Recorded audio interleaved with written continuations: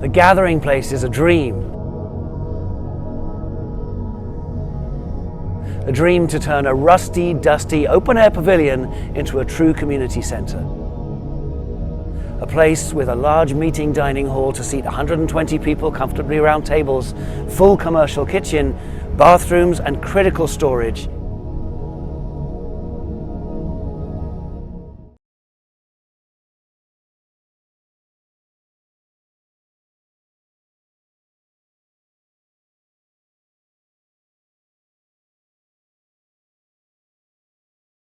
Thursday's the best day of the week. This is really a highlight of the week for me. Every week coming and being here. It's that once a week blessing for the ones that we feed and for the ones who work to feed them. For me, it's both or all of the above. Feeding people, seeing the community come together to do something big like this, doing things that the government isn't going to do for us, and then also just seeing people happy. The meal provides a free, home-cooked, healthy, hot dinner for about 800 people in the community every week at the moment. The meal is delivered and enjoyed together in person. Like the meal was just a dream, an idea of what God may be bringing us to, pulling us to. This building is that as well. It's a dream, a hope that was brought into existence by others who heard about it, and hopefully you that are hearing about it now as well, that want to be a part of this and to create a space where we can have the kitchen that is suited to be able to do what we feel God calling us to do, and that is as a community come together, provide this meal for one another, provide fellowship to help bring people together and help create and foster that sense of aloha. Currently offered under cramped conditions, the Gathering Place will be a home for learning, after-school keiki homework help, community talks and workshops, Bible study, youth groups, and more.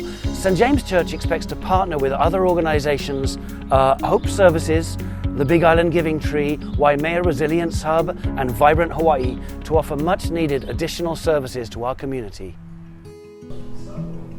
When you give, a lot of people give and they expect stuff in return, but I don't see that with the church here.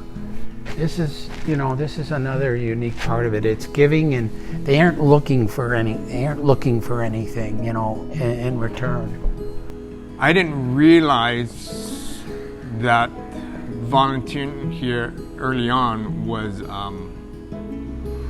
probably the best way to meet community. I love it.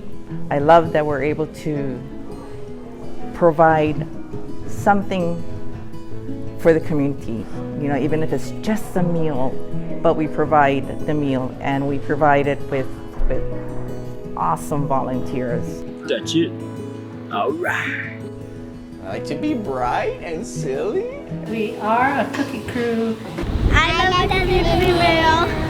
the Yay! I remember when we first started, very small beginnings, and then COVID doubled our numbers. But before COVID, I remember a very prominent physician gave his testimony in church, and he and his partner had been bringing desserts, and so he sat down to have a meal, and he sat down with a single mom whose food stamps had run out, and that prominent physician got up and said, "I'm changed."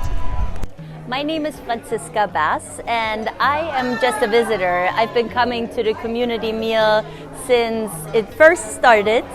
My son, he's 10 years old, so he was little when we first started coming, and I have been here almost this guy I met through the community meal, so there have been a lot of good things that have come out of this. The name alone says it, community meals. So it brings together the community. I always say it brings together people from all walks of life. It brings homeless people, as well as doctors and architects and everything in between together.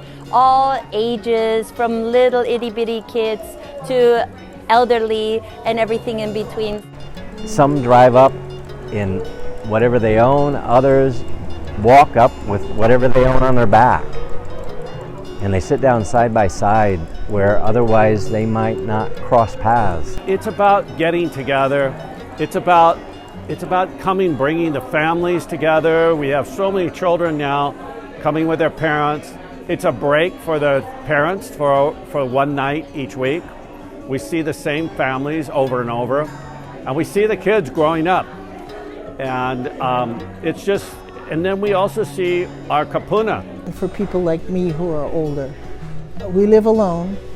We don't like to cook for ourselves. And sometimes we even skip meals because it's just too much trouble.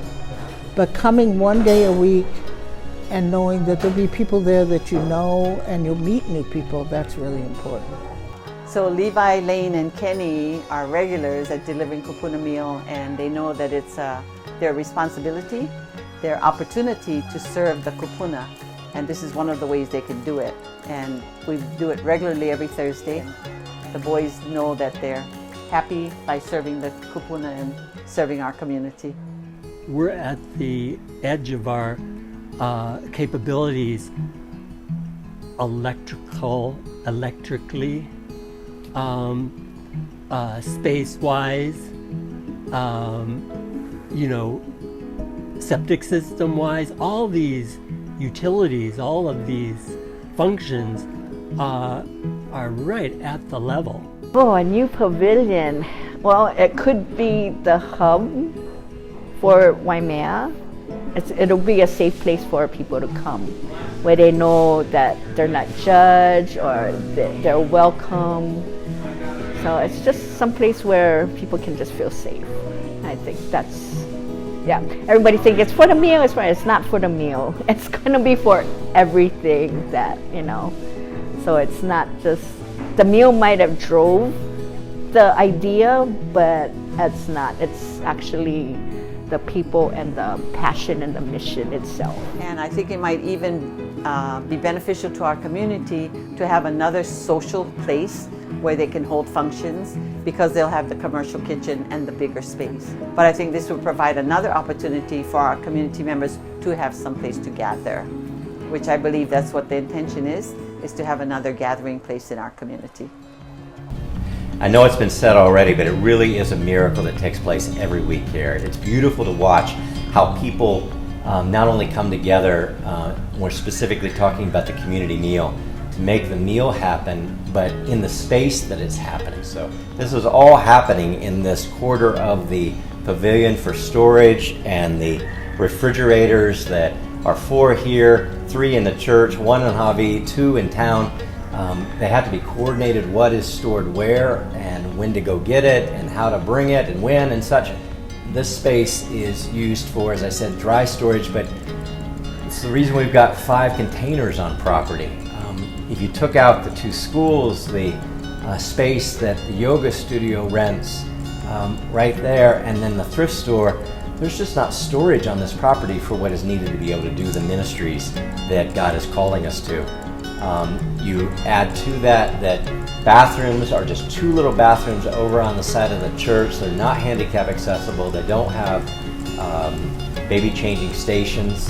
Our kupuna and differently abled have to make their way down the sidewalk. God bless that we've got it, but all the way to the church or into the parish office to try to get to the restrooms. I know what we're asking you to do is to take a leap of faith.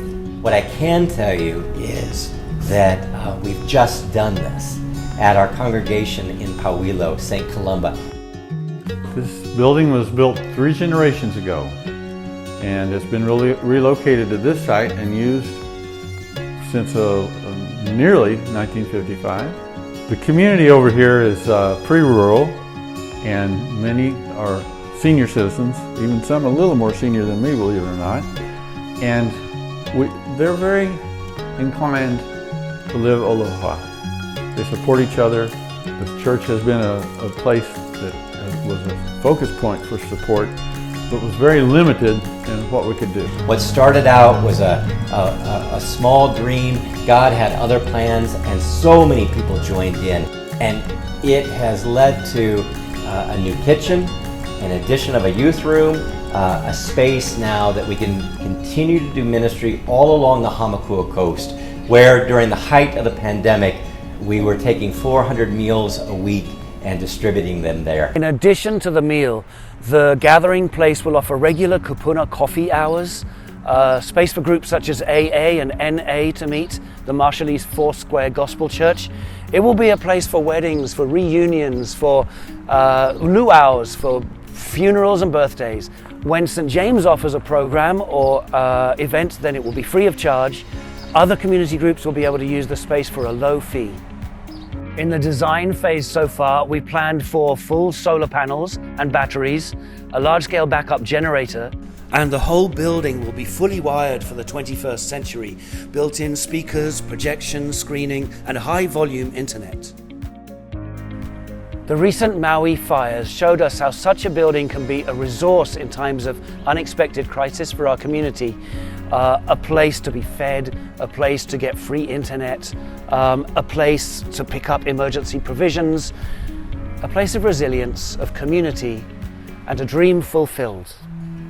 One of the things that heartens me always about this community, this parish Ohana, is the way they give away what they have been entrusted to be stewards of.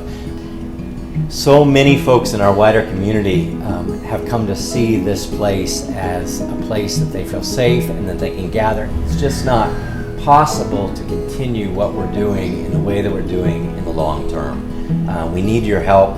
We need others to partner with us to help this become a reality so that God's dream can be fulfilled.